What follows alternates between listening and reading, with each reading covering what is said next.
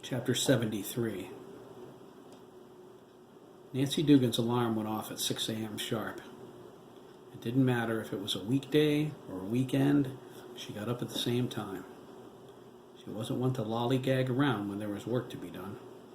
The Odells weren't slackers. She wasn't about to become the first. She reached over and hit the clock radio's off switch. The silence of her house was deafening. It had been that way since Michael grew up. She thought she was used to it, even though she never liked it. But this was a different kind of silence. It was an empty silence, a dead silence. Nancy might have preferred the silence of the grave. She didn't even have the occasional visit from her grandson anymore. No one in her family so much as called her since her sins were exposed for the whole world to see, except for Sandra. Nancy refused to pick up the phone. Why should she? For the accusation in her undertones? For the pity? Not likely. Nancy wasn't that kind of woman. Her boys hated her, and she knew that. Craig blamed her for all of those years of abuse he suffered, and she knew that too. She didn't need her daughter-in-law driving the point home. Nancy sacrificed her son to save the man she loved. She bore the responsibility for that selfishness. It came with the weight of feeling she was a bigger monster than Hiram. When the police revealed the farmer to be a serial-killing mass murderer, it only made the feelings worse. She was as equally to blame for all of those dead children. She should have let them kill her when they came for her. It would have been easier than facing the light of day every morning alone. She stared at the ceiling. She used to stare at Wade's picture, the one that used to sit on her nightstand. It was in her top dresser drawer now. She got tired of Wade's hateful stares very quickly. She thought, the haunting son of a bitch doesn't have an iota of mercy in him, I swear. Can't he see how tortured I am? Does he have to reach out from beyond the grave to make it worse? Nancy sighed and sat up. She supposed it was the least she had coming to her. She had yet to be confronted by Mike, Jack Jr., what she gleaned from the court papers she received, terminating her temporary guardianship, and Craig. But it was on the horizon. She was at a loss as to why it hadn't happened already. If it were her, she certainly wouldn't have let it go so long. No, not the venerable Nancy Dugan. She would have kicked the door down and drove her point home with a baseball bat. She supposed she was glad her family had a little more restraint. She climbed out of bed and started to dress. The smell of the automatic coffee maker made her mouth water. Nancy was going back to work today, even though she still had another month of accumulated vacation time. Jerry Copeland called her yesterday. He requested she return this morning, and his tone suggested no was the wrong answer. She had the choice to retire if she wanted, but she wasn't going to. Self-imposed exile from the world was one thing. Making it permanent was something else entirely. Jerry wanted to see her in his office, bright and early. When she asked him what it was about, he politely declined to elaborate. Nancy knew it was something big. Jerry didn't know what the word polite meant. She moved to the bathroom to put on her face. She couldn't even hazard a guess what Jerry wanted. She was entirely out of touch with the whole town. She knew what she knew from newscasts, but she already knew more than they did. She remembered the mass funeral shots in particular. Jack Jr. and Craig looked so handsome in their tuxedos. Virginia McKee inserted herself into their lives completely. They looked like mafioso. Nancy wished she had some idea what kind of monster Jeremy was. His glowing eyes haunted her in her nightmares. The force of his thoughts burrowing into her mind was a memory that remained fresh. Nancy wondered, is he the reason Jack's a child again? Or was it an act of God himself? Did he do it to punish me for my vile deeds?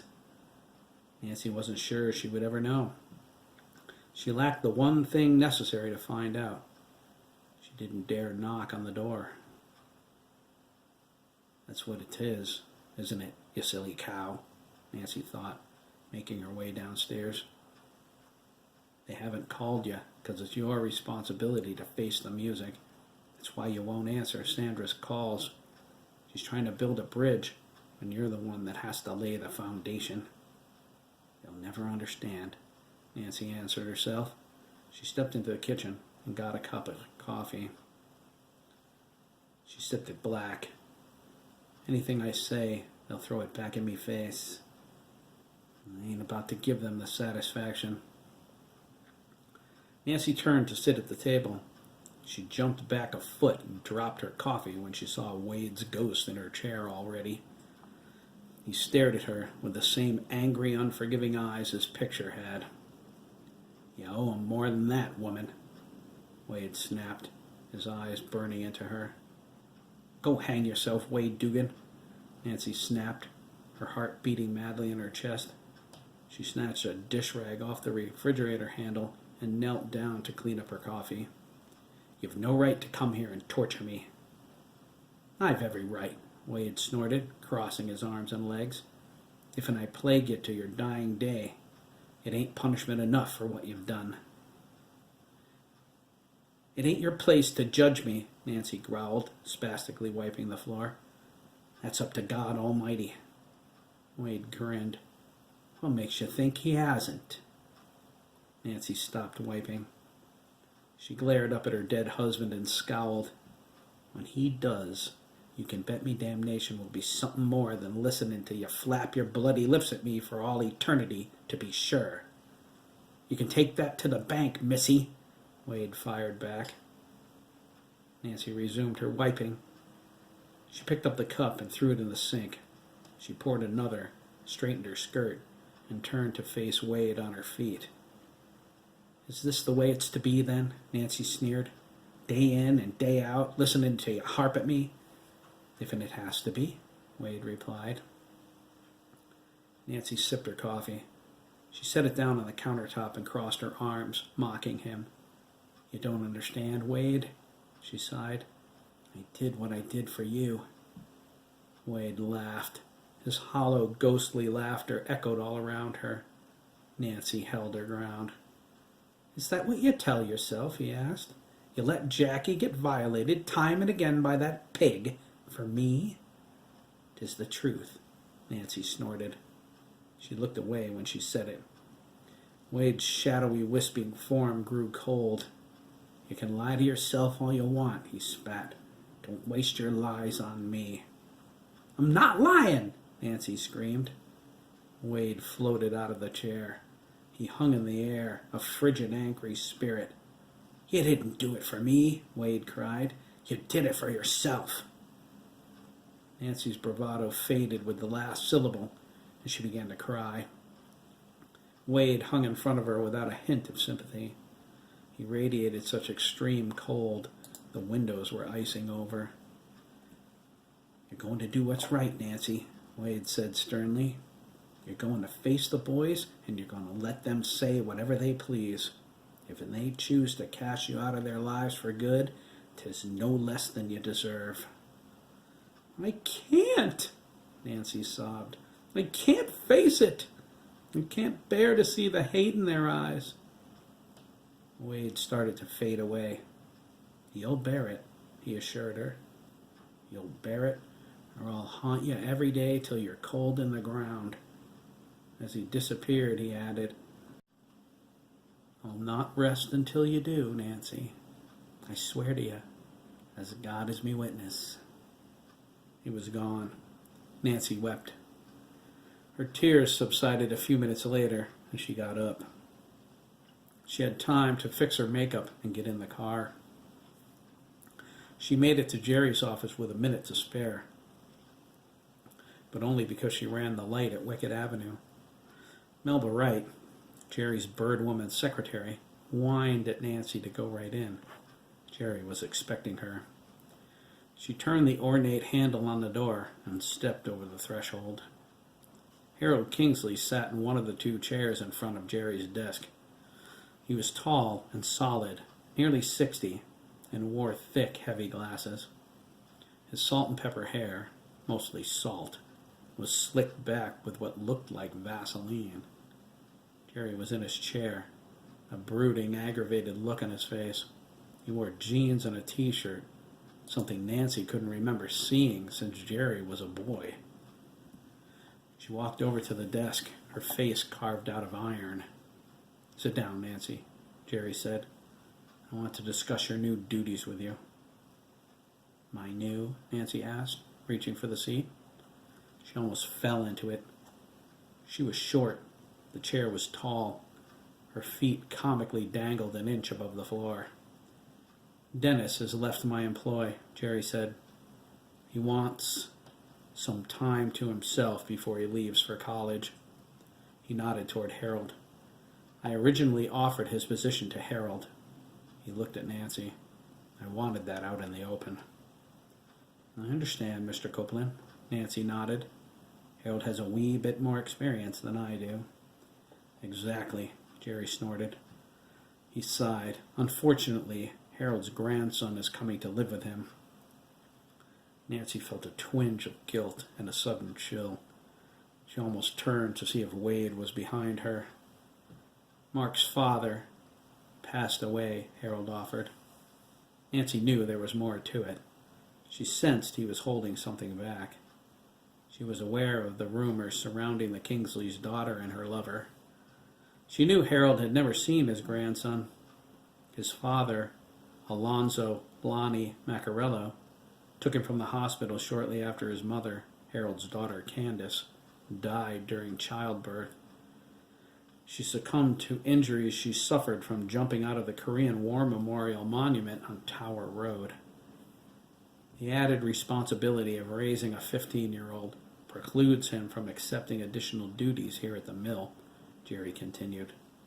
"Charles O'Connor would have been my next choice, but he declined due to recent events." "He lost his wife and son, yes," Nancy said. Jerry scowled. "As you can see, you're the only person left with the hands-on knowledge needed to act as my plant manager. You will be responsible for all matters involving the production department, shipping and receiving, and personnel. You will report directly to me."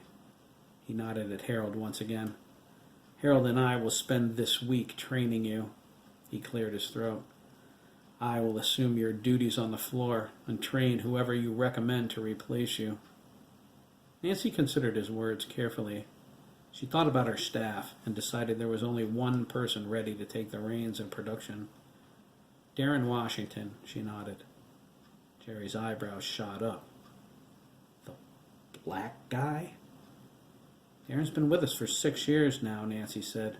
"He ain't missed a day. He works overtime when I need someone. He's a hard worker, Mr. Copeland." Jerry grumbled. "Oh, that's different." He thought about it and nodded his consent.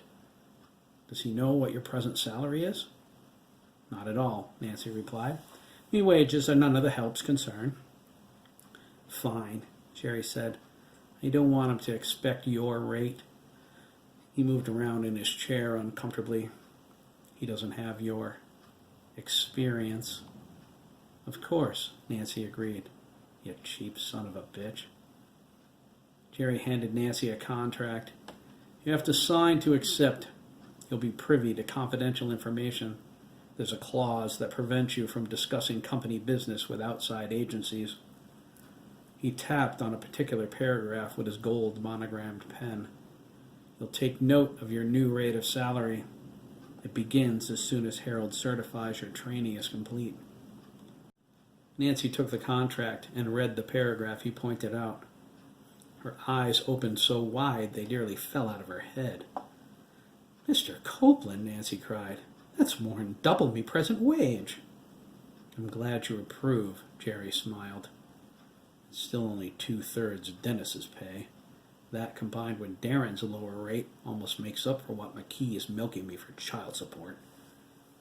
Nancy read through the contract, initialed it in the appropriate places, and signed it. She handed it happily back to Jerry. He set it in his outbox. I expect you to get started right away, Jerry said. Absolutely, Nancy nodded. She stood. I'll finish with Harold in a moment, Jerry said. You can wait for him in the outer office.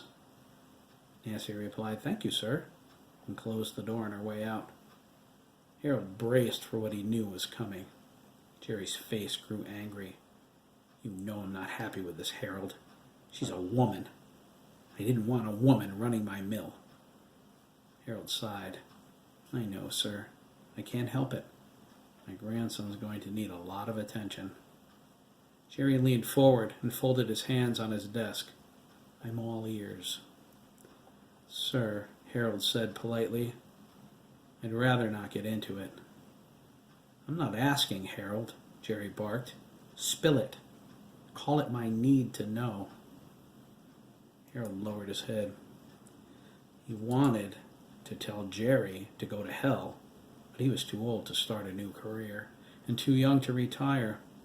He didn't dare lie either. Jerry was too well connected, and Mark's situation had 15 years' worth of documentation. You're aware of my daughter's indiscretions? Harold asked. She committed suicide, Jerry said. Everyone in town knows that. Mark survived the ordeal, Harold continued, mentally counting to 10. His father took him and left Connecticut before we could file papers to get custody. I know all of this, Jerry said, leaning back in his chair. Tell me something I don't know. Harold began counting to 10 repetitively. Lonnie had the boy in Hollywood. From what the police told us, Lonnie was an IV drug user and, well, he died last month from AIDS. Sucks to be him, Jerry said. What about the kid? We don't know yet, Harold conceded. We haven't met him. He's flying in next week as soon as the paperwork is finalized. Jerry darkly thought, I suppose it's too much to ask that Hiram had AIDS, or McKee does. He shook his head. All right, go to work, Harold. Harold stood to leave. Jerry interjected, Do me a favor. Harold nodded. Jerry's eyes became cold. Don't bring your grandson here. He's probably a stupid drug addict, too. Harold clenched his fist, walked out of Jerry's office, and closed the door. Nancy and Melba looked at him. From his expression, neither dared to ask if anything was wrong. To work, then? Nancy asked. Harold said nothing. He stormed out of the office. Nancy followed closely behind him.